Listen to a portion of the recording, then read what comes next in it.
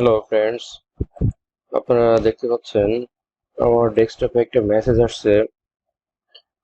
তো এখানে একটা সমস্যা আর কি, এই মেসেজটাতে লেখা দিচ্ছে Adobe creative cloud needed to resolve the problem। তো এটা আসলে কিভাবে ঠিক করবেন, এটা যখনই আমি রিস্টার্ট দিই ল্যাপটপটা, ঠিক তখন এটা দেখা দেয়। তো আপনি চাইলে এটাকে রিপেয়ার করতে পারবেন। তো রিপেয়ারে যদি ক্লিক করার পরে যদি রিপেয়ার না হয়, তাহলে এটা অন্যভাবে ঠিক করা লাগবে। তো আমি আগে রিপেয়ার দিয়ে দেখি কি হয়। এখানে রিভিউ দেওয়ার পর এখানে একটা নোটিফিকেশন আসছে, আপনারা এটা ইয়েস করে দিবেন। আমি দিলাম, কিন্তু দেখেন ইয়েস করার পরে এখানে একটা সমস্যা দেখা যাচ্ছে, যেটা রিপেয়ার হবে না। তাহলে এটা কিভাবে ঠিক করবেন? এই জন্য আপনারা প্রথমে কন্ট্রোল প্যানেলে গিয়ে এটাকে আপনারা আনইনস্টল করে দিবেন। কন্ট্রোল প্যানেলে যাওয়ার সহজ উপায় হচ্ছে, আপনারা, আমার এটা উইন্ডোজ 11, আর যাদের 10 আছে তাদের এই সার্চ বারটা এরকম বাম সাইডে থাকে। তো আমি এখানে লিখবো কন্ট্রোল প্যানেল। এই যে কন্ট্রোল প্যানেল আসছে, এটাতে ক্লিক করবেন।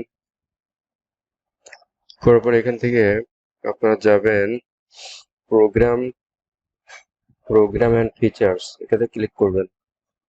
করার পরে দেখেন এখানে যে অ্যাডোব ক্রিয়েটিভ ক্লাউড আছে, আপনারা এটা আনইনস্টল করে দিবেন। এখান থেকে ক্লিক করে আনইনস্টল করে দিবেন। আমি এটা আনইনস্টল করে দিচ্ছি।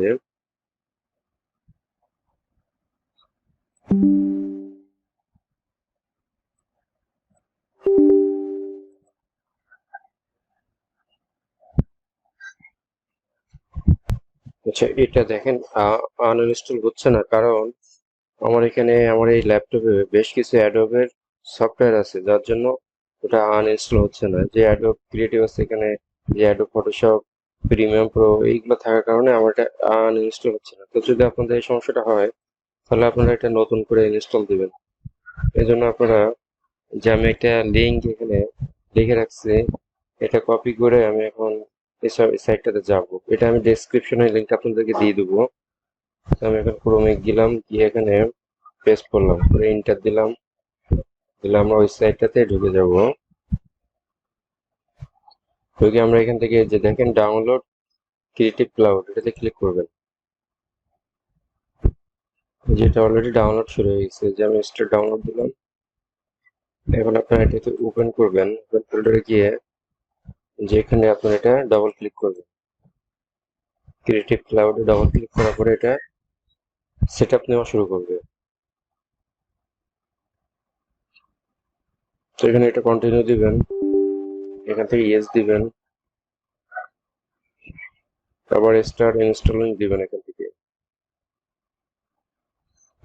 যে সে নতুন করে কিন্তু ইনস্টল নিচ্ছে এখন। তো এটা যখন 100% হয়ে যাবে, তখন আপনার যে সফটওয়্যারটা আপডেট হয়ে যাবে। তো এটা আপডেট হওয়ার পরে আপনাদের ওই সিগন্যালটা, যে এরর মেসেজ দিচ্ছে, এটা আর নেক্সট টাইম শো করবে না। তো আমি একটু অপেক্ষা করি এটা 100% হওয়া পর্যন্ত। তো আমার অ্যাডোব ক্লাউডটা 100% ডাউনলোড হয়ে গেছে। তো এটা 100% হওয়ার পরে অটোমেটিক এরকম একটা আসছে, চার্ট আসছে। এই বক্সটাতে আপনারা ডান ডান দিবেন। তো আমি ডান দিয়ে বেরিয়ে গেলাম। তো এখন কিন্তু আপনার কম্পিউটার শাটডাউন অথবা রিস্টার্ট দিলে দেখবেন যে ওই যে একটু আগে যে এরর মেসেজ দিচ্ছিল, সেটা কিন্তু আর দেবে না। তো এভাবে আপনার খুব সহজে, যে যাদের ল্যাপটপে বা কম্পিউটারে এরকম এরর মেসেজটা শো করবে, তারা ঠিক এইভাবে আপডেট দিয়ে দেবেন। তাহলে আপনার এই নেক্সট টাইমে কখনো এই মেসেজটা শো করবে না।